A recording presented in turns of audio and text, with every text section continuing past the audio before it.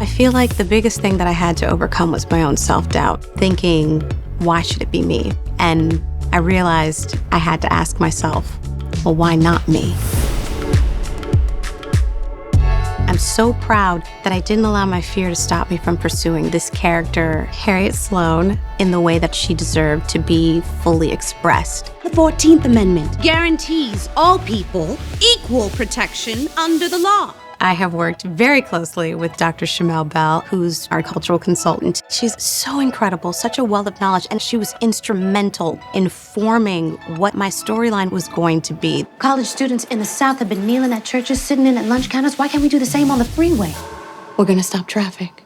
Asia and I would have conversations about the narrative arc, and I gave book references. She did her homework. She was just like, wow, let me go and read. And I love that about Asia. I was learning a lot from Dr. Bell, especially in wanting to talk about my character's history so we could really understand what exactly we're fighting for in this. Save the freeway! Save our homes! There were so many moments when we got to see Harriet being this vulnerable woman who's really been charged with what feels like insurmountable odds. And then she also loves music and loves to have fun and laugh, and she's a full human being. She's not just one thing, and really that's the other very important part of this story, because when we see images of Black life, yes, there was strife, yes, there was struggle, and all of that is important storytelling, but it's not the entire story.